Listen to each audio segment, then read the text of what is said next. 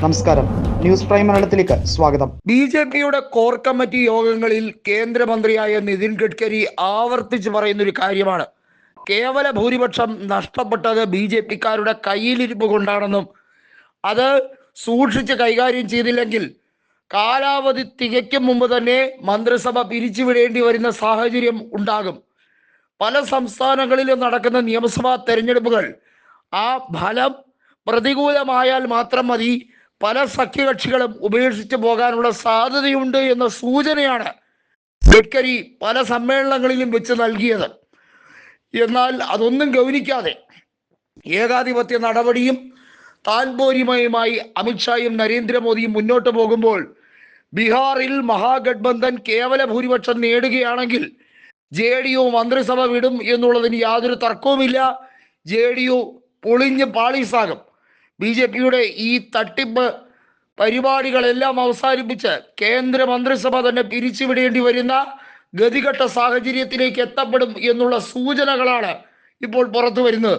നമുക്കറിയാം, ബീഹാർ നിയമസഭയിൽ ബി.ജെ.പിയും സഖ്യകക്ഷിയായ ഐക്യജനതാദളും ചിരാഗ് പാസ്വാന്റെ LJPയും ഒന്നും ഒരു മനസ്സോടെ പ്രവർത്തിക്കുകയല്ല. അവർക്ക് എങ്ങനെയെങ്കിലും ഭരണം കിട്ടണം. പക്ഷേ അവർക്ക് വിശദമായ കാഴ്ചപ്പാടോ ബീഹാറിന്റെ സമഗ്ര വിഭാവനയെ സംബന്ധിക്കുന്ന ലക്ഷ്യബോധങ്ങളോ ഒന്നും അവർ മാനിഫെസ്റ്റോയിൽ ഇറക്കിയിട്ടില്ല എന്നുള്ളത് അവരെ സംബന്ധിച്ചിടത്തോളം ഏറ്റവും ഗതികെട്ട സാഹചര്യമാണ്. ബീഹാർ നിയമസഭാ തെരഞ്ഞെടുപ്പിൽ 2015 സംഭവിച്ചതുപോലെ ഒരു ആവർത്തനമുണ്ടായാൽ, കൃത്യമായി പറഞ്ഞാൽ ഇന്ത്യ മുന്നണിക്ക് നേട്ടമുണ്ടായാൽ ബി.ജെ.പിയുടെ അടിത്തറ തന്നെ ഇളകും. കേന്ദ്ര മന്ത്രിസഭയിൽ വിള്ളലുണ്ടാകും. കേന്ദ്ര മന്ത്രിസഭയിൽ ഇപ്പോൾ തന്നെ പൊട്ടലും ചീറ്റലും അതിരൂക്ഷമാണ്. നേരത്തെ ഉപരാഷ്ട്രപതിയായിരുന്ന ജഗദീപ് ധൻഖർ രാജിവെച്ചു പോകാനുണ്ടായ സാഹചര്യവും പിന്നീട് പുതിയ ഉപരാഷ്ട്രപതിയെ തിരഞ്ഞെടുക്കേണ്ടി വന്നതിൻ്റെ സാഹചര്യവും ഒക്കെ NDAയിൽ കൂടുതൽ യോജിപ്പല്ല, വിള്ളലാണ് ഉണ്ടാക്കിയിട്ടുള്ളത്. എന്നിട്ട് ഇന്ത്യ മുന്നണിയിൽ വോട്ട് ചോരി ഉണ്ടായിട്ടുണ്ട്. ഇന്ത്യ മുന്നണി കെട്ടുറപ്പോടെ അല്ല നീങ്ങുന്നത്, തകർന്ന് തരിപ്പണമായിരിക്കുന്നു എന്ന കിംവദന്തി ഗോദി മീഡിയകളിലൂടെ ബി.ജെ.പി നേതൃത്വം പരസ്യപ്പെടുത്തിക്കൊണ്ടേയിരിക്കുകയാണ്. അതിനുവേണ്ടി ഒരു PR ടീമിനെ തന്നെ സജ്ജീകരിച്ച് വെച്ചിട്ടുണ്ട്. ഇന്ത്യ ഒട്ടുക്കം ഇത്തരത്തിൽ PR വർക്ക് നടത്തിയാലൊന്നും കാലാവധി പൂർത്തീകരിക്കാൻ കഴിയുമെന്ന് വിചാരിക്കുക വേണ്ട. 75 വയസ്സ് കഴിഞ്ഞ നരേന്ദ്രമോദി പല നേതാക്കളെയും വെട്ടിനിരത്തി ഈ പ്രായത്തിന്റെ കണക്കും പറഞ്ഞാണ് പ്രധാനമന്ത്രി കസേരയിലേക്ക് എത്തിയത്. LK അദ്വാനിയെ വെട്ടി മുരളി മനോഹർ ജോഷിയെ അധികാരത്തിൽ നിന്ന് മാറ്റാൻ വേണ്ടി പല കളികൾ കളിച്ചു. ഇവരെല്ലാം വാജ്പേയി സർക്കാരിൽ വിശ്വസ്തരായവരായിരുന്നു.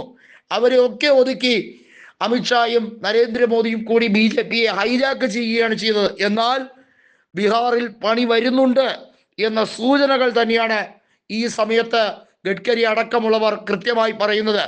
ബി.ജെ.പിയിൽ ഒരു പൊട്ടിത്തെറി അനിവാര്യമായി മാറിക്കഴിഞ്ഞിരിക്കുന്നുവെന്നും അത് ഉടൻ തന്നെ ഉണ്ടാകും. സംഘർഷാവസ്ഥയുടെ മൂർത്തിമത് ഭാവത്തിലേക്ക് എത്തപ്പെടുന്ന സാഹചര്യം വിദൂരമല്ല എന്നുള്ള ഹിന്റാണ് ഇപ്പോൾ പുറത്തു വരുന്നത്. വസുന്ധര രാജയെ പോലുള്ളവരെ, മുതിർന്ന നേതാക്കളെ പലരെയും പടിക്ക് പുറത്തിരുത്തിക്കൊണ്ട് നടത്തുന്ന ഈ നാറിയ ഭരണം പൊളിച്ചെഴുതാൻ ബീഹാർ ഒരു കാരണമാകും എന്ന് വ്യക്തമാവുകയാണ്.